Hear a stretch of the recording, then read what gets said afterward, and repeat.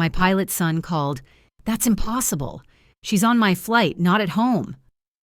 My younger son, a pilot, called me early that morning. "Mom, something strange is happening," he said, his voice low and uneasy. "My sister-in-law is at the house, right?" "Yes," I replied without hesitation. "She's upstairs taking a shower." His tone shifted to a whisper. "That's impossible. I'm holding her passport in my hands. She just boarded my flight to France."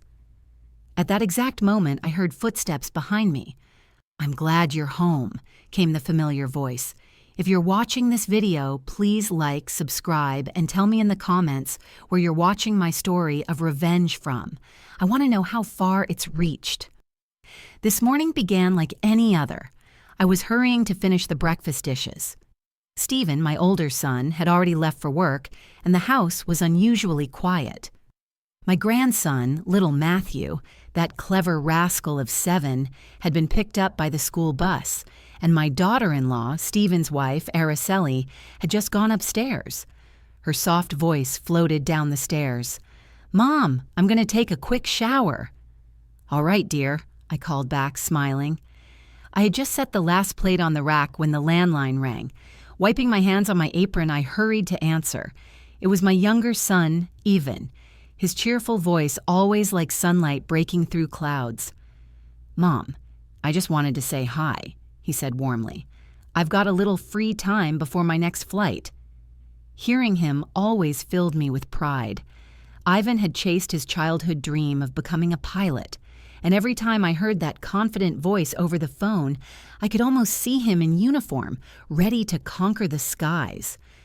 We chatted for a bit, but then his tone changed. "Hey, Mom, something weird just happened," he said hesitantly. "My sister-in-law is at the house?" "Yes, of course," I replied, a bit puzzled. "Araceli's upstairs in the shower." I could still hear the faint rush of water through the pipes. I'd spoken to her not 10 minutes ago. She'd been wearing that white blouse she always wore around the house. But Ivan didn't answer. The silence stretched until I could hear his breathing. When he finally spoke, his voice was firm, stunned. "Mom, that's impossible. I have her passport right here. She's sitting in first class, on my flight to France." I froze, laughing nervously.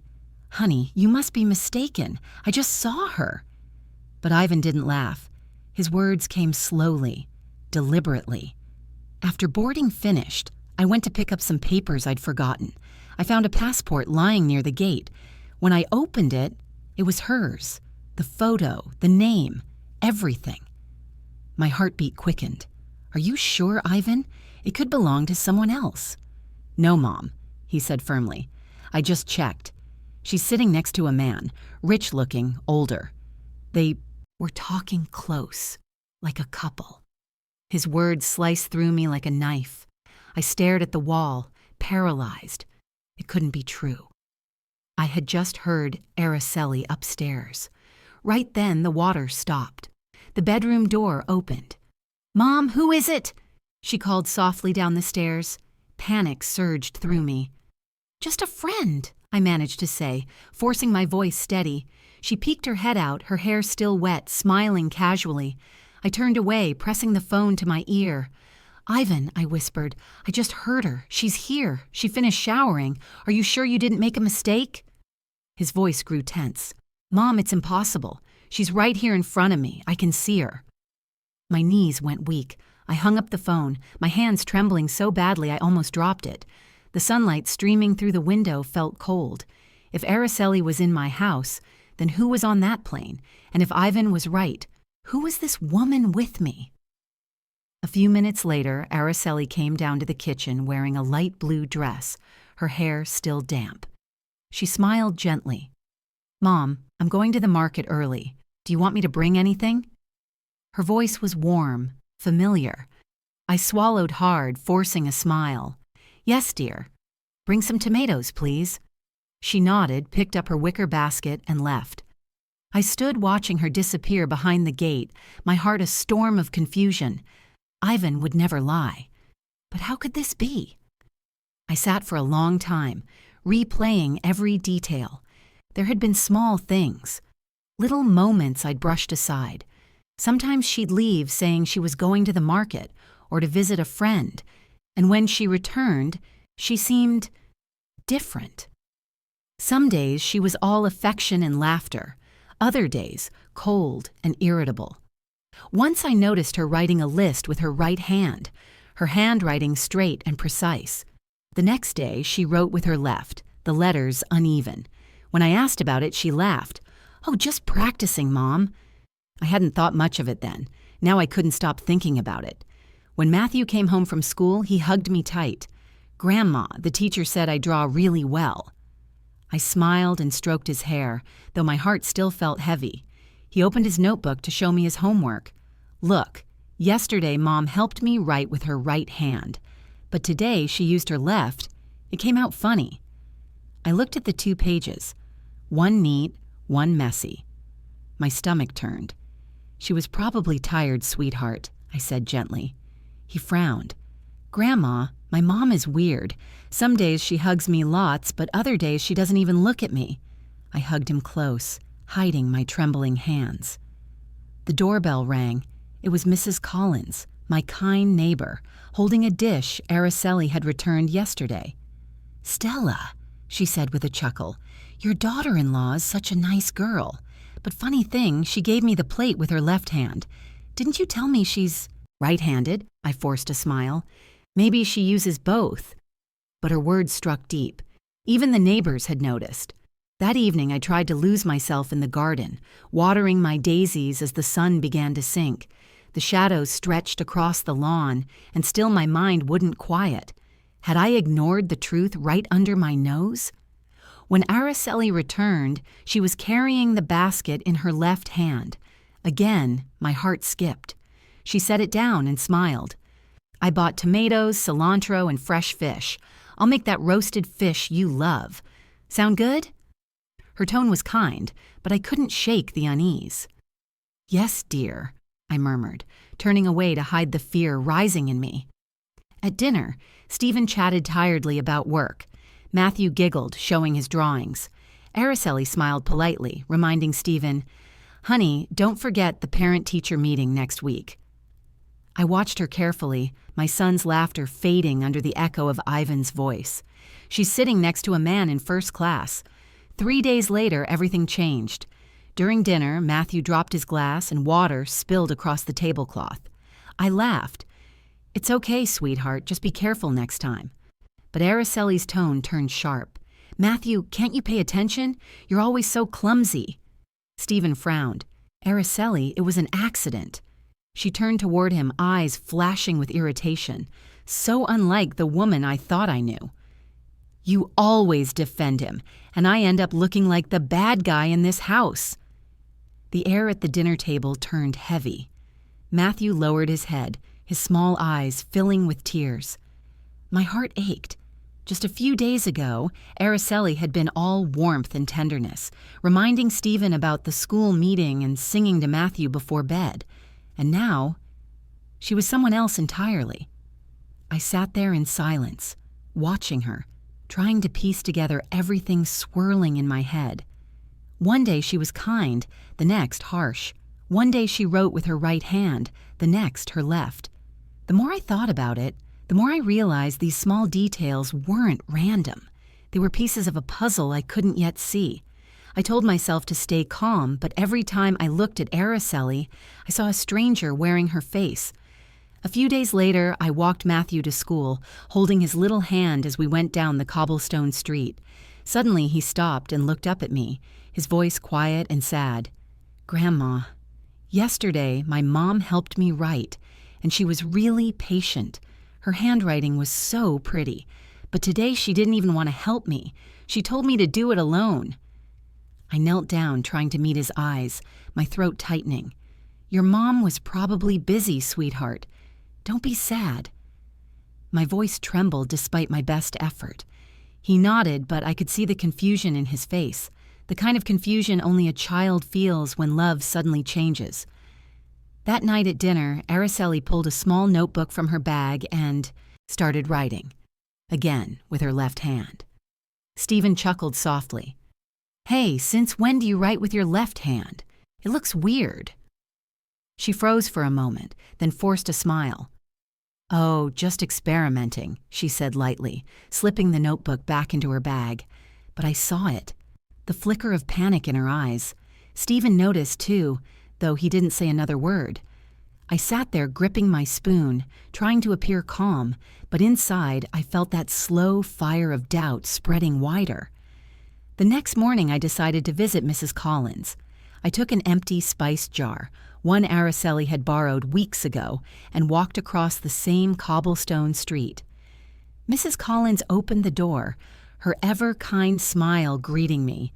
"Stella, come in. I'll make us some coffee," she said, leading me into her cozy kitchen. We sat, the smell of roasted beans in the air, but I couldn't relax. She hesitated, then lowered her voice. "Stella, please don't take this the wrong way, but has your daughter-in-law seemed different lately? One day she greets me so warmly, and the next she walks by like she doesn't even know me." Her words were like another stone dropped into the troubled lake of my thoughts. I forced a weak smile. "Maybe she was just in a hurry, Helen. You know how young people are." But deep down, I knew Mrs. Collins wasn't imagining things. When I left her house, I stopped by Mr. Johnson's bakery to buy sweet bread for Matthew. As I paid, he said, "Your daughter-in-law came by yesterday. Such a lovely woman. But this morning, she came again, looking so different. She didn't even say hello this time, just bought her bread and left." My hands trembled around my purse handle. "She must have been tired, Joe," I replied, my voice barely steady. By the time I got home, the weight of all these little moments felt unbearable. I made some tea and sat on the porch, staring at the street Araceli always walked down. Soon I saw her returning, her bag in hand, her face blank. "Good afternoon, Mom," she said flatly, no warmth, no smile. "You're back already?" I asked gently. "Yes, I changed my blouse. The other one got dirty," she said quickly, disappearing into the kitchen. I just sat there with my teacup trembling in my hand. That evening, during dinner, Matthew chatted cheerfully about school, but Araceli barely acknowledged him. When Stephen asked, "Are you done eating so your mom can clear the plates?" Matthew turned to me, his voice soft and innocent. "Grandma, my mom didn't sing to me last night, but yesterday she did. She sang that song you always sing, Cielito Lindo. It was so pretty." I froze. That song? Only Araceli and I knew it. Why would she sing it one night and not even remember the next? After dinner, I cleaned the kitchen in silence, my thoughts racing. I remembered the days she'd leave saying she was visiting a friend, only to return with a strange glow, or other times, tense and moody. Once she brought home flowers, saying a friend had given them to her. Another day, she snapped when I asked why she'd been out so late. I had dismissed these things as nothing, but now every small inconsistency felt like a piece of something dark, something I didn't yet understand. That night, I pulled an old notebook from the drawer and began to write. 3:00 p.m. Araceli leaves for the market. 6:00 p.m. returns wearing a blue blouse. Irritable mood. I didn't know exactly what I was doing, only that I needed to document it, to give shape to my confusion. Each note, each word was a crack in the image of the loving family I thought I knew. I couldn't carry it alone anymore, so I called Carol, my oldest friend. "Are you free this afternoon?" I asked, my voice trembling. "I need to talk." "Of course, Stella," she said. "I'll meet you at the cafe." When she arrived, she took one look at me and frowned. "You've been crying. What's wrong?" I told her everything. The call from Ivan, the passport, the woman on the plane, the strange behavior, the left and right hand, the moods. I even showed her the notebook filled with my notes. She read it slowly, then looked up, serious. "Stella, you're not imagining this. Something's off. Every time she leaves, she comes back. Changed. You need to find out what's really going on." I hesitated. "But what if I'm wrong? What if I hurt Stephen?" "Trust your gut," Carol said firmly. "If you ignore it, you won't protect them. You'll only live with regret." Before I could respond, Mrs. Jenkins, the woman from the market, walked into the cafe. She greeted me warmly. "Mrs. Brooks, what a coincidence. I saw your daughter-in-law this week. So cheerful then, but today she looked upset. Didn't even say hello. Is she all right?" I forced a smile, but my stomach dropped. "She's fine, dear. Just busy." When Mrs. Jenkins left, Carol leaned forward, gripping my hand. "See? It's not just you. Everyone notices. Stella, you have to stop pretending this is normal. Keep your notes, and if you have to, follow her. Find the truth." I nodded, though my chest tightened. The idea of spying on my own daughter-in-law made me feel sick, but deep down, I knew Carol was right. That afternoon, Araceli left again, her red basket swinging at her side. "Mom, I'm going to the market," she called. I watched her go, then quietly wrote in my notebook, 3 p.m., left for the market, red basket, normal mood. When she returned at 6, the basket was blue.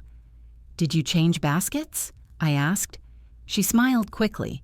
"The old one broke. A friend lent me this one." I wrote it down with trembling hands. 6 p.m., returned with blue basket. Voice slightly rushed. Each note was another step closer to the truth and another step away from the woman I used to be, the trusting mother, the peaceful grandmother. A few days later, Stephen was at work. Matthew was at a school event, and the house was quiet. Araceli came, downstairs in a pale yellow dress, looking radiant. "Mom, I'm going to the market for a bit," she said softly, picking up her wicker basket. I nodded, smiling faintly, but inside a voice whispered, "Follow her." So I did. I threw on my old shawl, covered my head, and trailed behind her from a distance.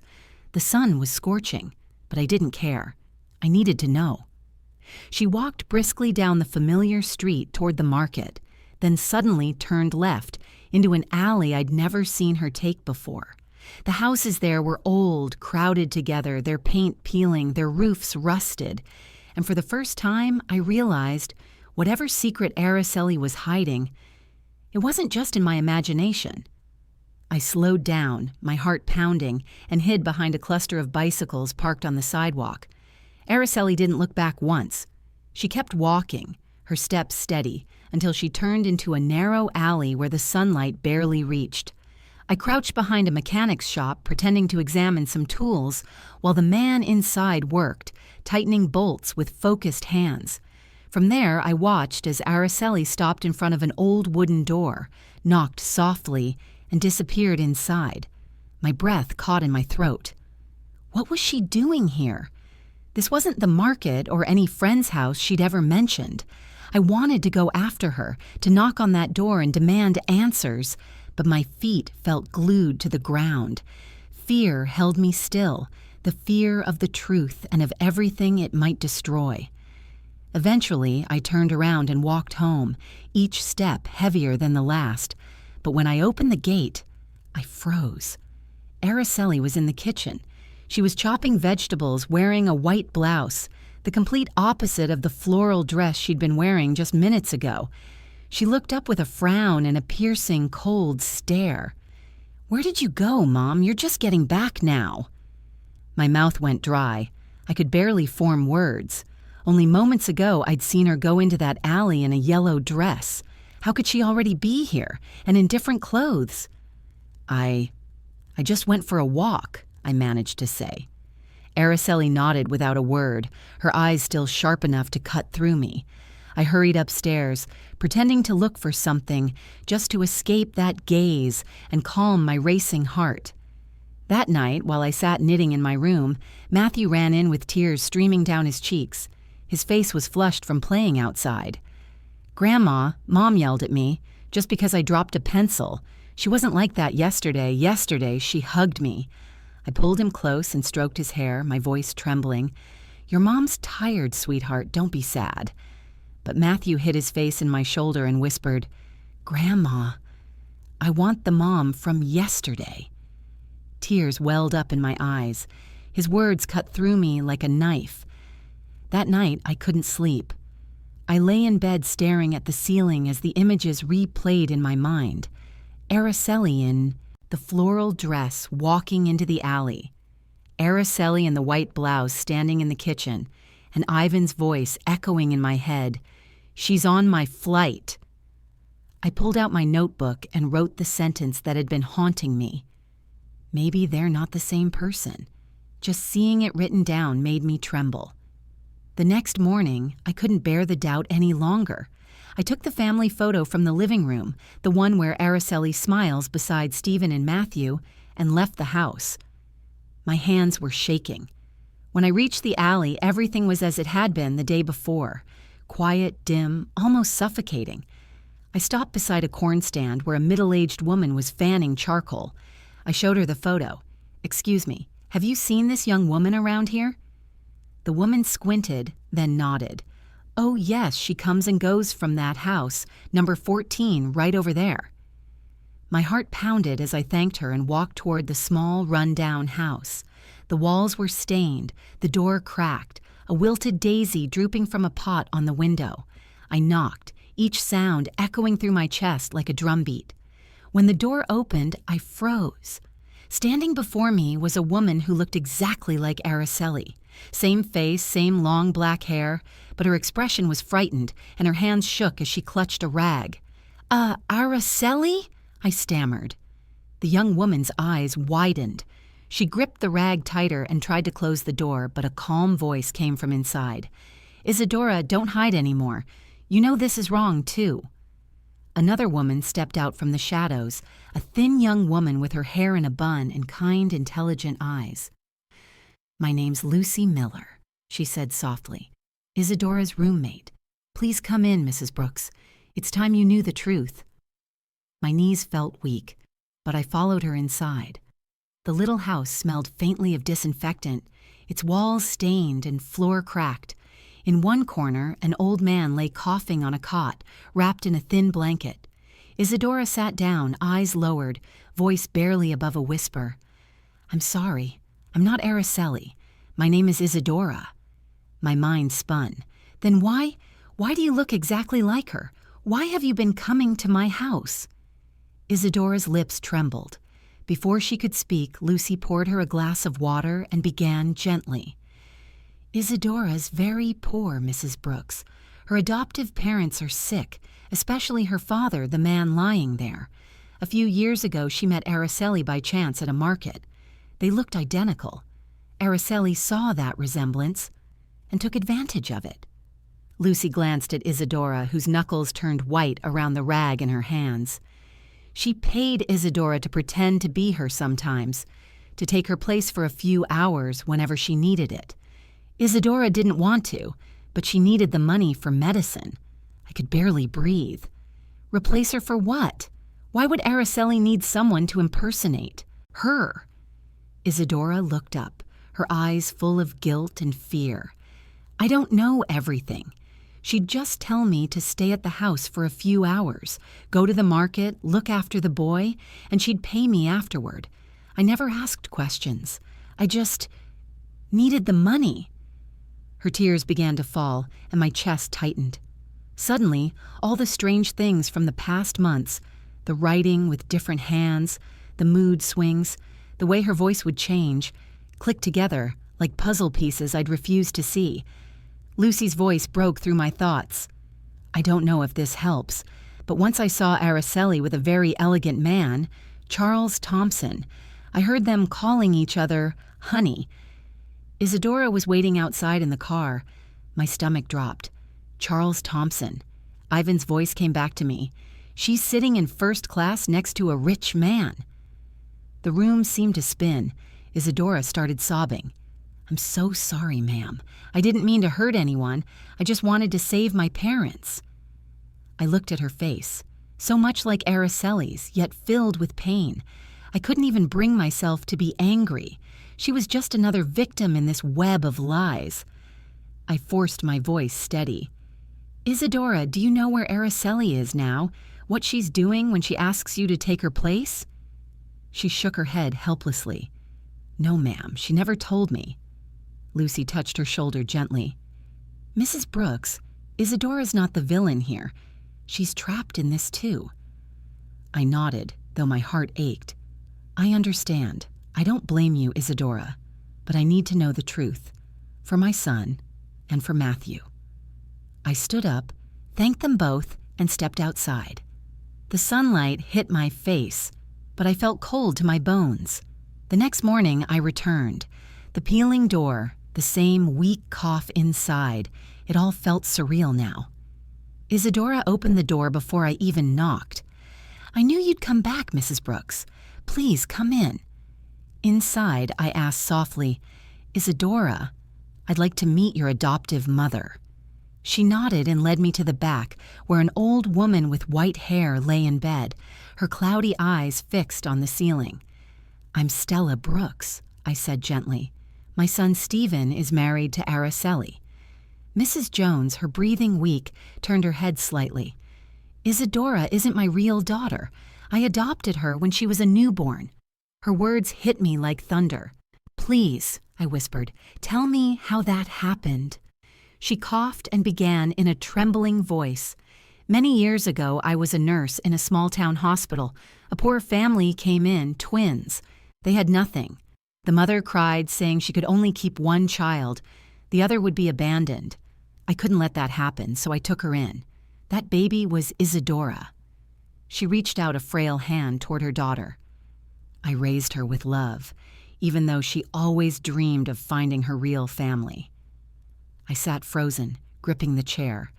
"Do you know who her biological parents were?" Mrs. Jones shook her head. "No, they were poor, from a nearby town. I never asked more." Isadora's voice cracked. "I don't know anything about them, Mrs. Brooks, but when I met Araceli, I thought maybe she did. She looked so much like me. But she never said a word." My breath caught. I asked to see any old papers they had, hoping for a clue. Isadora brought me a yellowed envelope from a wooden dresser. Inside were hospital documents, birth records. When I read the date, my hands began to tremble. It was the same date as Araceli's birthday. I looked up at Isadora, barely able to speak. You and Araceli could be twin sisters." Isadora broke down, sobbing into her hands. "So she's my sister. Why didn't she tell me? Why did she make me live this lie?" I could only stare at her, my heart breaking under the weight of the truth. I remembered the days when Araceli would walk into my house radiant and confident, as if she were born to be the perfect wife and mother. I had loved her. I truly believed she would bring Stephen happiness. But now I knew she hadn't just deceived my family. She had used her own sister, manipulating her as a double to hide secrets darker than I could imagine. I rose and placed a hand on Isadora's trembling shoulder. My voice was firm, though my heart ached. "From today on, I won't let anyone take advantage of you again. I'll help your parents with their illness, but I need you to help me too. We have to bring the truth to light, for Stephen and for Matthew." Isadora nodded through tears. "I'll help you, Mrs. Brooks. I don't want to live in lies anymore." In her eyes, I saw sincerity. And for the first time in days, a glimmer of hope pierced the storm. I left that house with my soul in turmoil. The market buzzed with laughter and the scent of roasted corn, but Mrs. Jones's words echoed in my mind. 2 twins, one abandoned, one raised. Their destinies had crossed within my family, and I knew I had to face the truth. That night, I called Ivan. "Ivan, I need you home tomorrow. There are things you must help me clarify." "Mom, did something happen?" "Just come, honey, and bring Araceli's electronic passport." He didn't question me further. The next evening, I set the table for a family dinner. White tablecloth, candles, chili for Stephen, roasted fish for Matthew. Not to celebrate, but to mark an ending and a beginning. Stephen arrived, surprised. "What's all this for, Mom?" "Just a family dinner," I said with a faint smile. Araceli entered in a pale blue dress, nervous beneath her polished smile. Matthew ran to my side, his laughter filling the room and breaking my heart. I knew that after tonight, his innocence might never be the same. We began to eat. Conversation flowed at first. Stephen talked about work, Matthew about school, but I saw Aracelli's hand tremble around her spoon. I took a deep breath and gave the signal. Ivan entered, and behind him, Isadora. She stood there in a simple dress, her face identical to Aracelli's, her eyes filled with sorrow. The room froze. Matthew blinked in confusion. "Why are there two moms?" he asked softly. Stephen went pale. Aracelli shot up from her chair. "What is this, Mom?" I stood, gripping the table to steady myself. "Sit down, Aracelli. We're ending this tonight." And then I told them everything. Ivan's call from the airport, the woman in the alley, the truth about the twins. "You and Isadora are sisters," I said, looking straight into her eyes. "You used your sister to cover your tracks. Tell us why." Aracelli's face drained of color. "You're making this up to humiliate me," she shouted. Ivan dropped a folder on the table. Aracelli's passport stamped in France on the same day she'd been seen at home. "You can't be in two places at once," he said coldly. Aracelli's lips quivered. She said nothing. Then Matthew spoke, his voice small but piercing. "It's true, Grandma. Some days Mom's really nice. Other days she's mean. I don't like the mean mom." My heart broke. Lucy stepped forward from the doorway, calm and unflinching. I saw Aracelli with a man named Charles Thompson. They called each other Honey. He's the one who paid Isadora to play her double. Stephen turned to his wife, trembling. "Is it true, Aracelli?" For a long moment, silence. Then, with a sudden cry, she erupted. "Yes, it's true. I'm sick of this miserable life, of being your wife, of pretending. Charles gives me everything I deserve. You're nothing." The room exploded into silence. Stephen's hands trembled. Matthew burst into tears and ran into my arms. "Grandma, what did Mom mean?" I held him tight, tears running down my cheeks. Aracelli's face was cold. No remorse, no shame. Stephen's voice cracked. "Do you really think that, Aracelli?" She didn't answer. She simply turned and walked out, slamming the door behind her. Isadora's quiet voice broke the silence. "Sister, you didn't have to hurt them. I just wanted to help." But Aracelli was gone. The house felt hollow after that night, silent, stripped of its warmth. A week later, Stephen and Aracelli divorced. She signed the papers without a word, then left with Charles as if we had never existed. Stephen was shattered. Matthew cried every night. But through that pain, Isadora became our light. She visited daily, bringing food, helping Matthew with his drawings, soothing his tears. One afternoon, I overheard him say, "Mom, Isadora, can you teach me to draw a bird?" Isadora smiled and kissed his forehead. "Of course, my love." Tears filled my eyes. Matthew had found a new mother, one with a kind heart and honest love. Months later, Stephen called me into the living room. He was holding a small ring, his hands trembling. Isadora stood beside him, eyes shining. "Isadora," he said, kneeling, "you brought light back to our lives. Will you be my wife and Matthew's mom?" Isadora burst into tears and looked at me. I nodded, smiling through my own. "You already are part of this family, dear." Their wedding was small, but filled with joy. Matthew stood proudly as the little best man, Ivan, by Stephen's side. I watched them exchange vows beneath a sky brushed with gold, and I wept, not from sorrow, but from gratitude. Life slowly returned to peace. Isadora filled our home with warmth, singing lullabies, cooking meals, loving Stephen and Matthew with all her soul. The wounds began to heal. One evening, I sat on the porch, the wind whispering through the garden. Through the window, I saw Stephen working while Isadora set a cup of tea beside him, kissing his forehead. Matthew laughed nearby. I smiled. My heart was finally at peace. From Ivan's first call to that dark alley, the road had been long.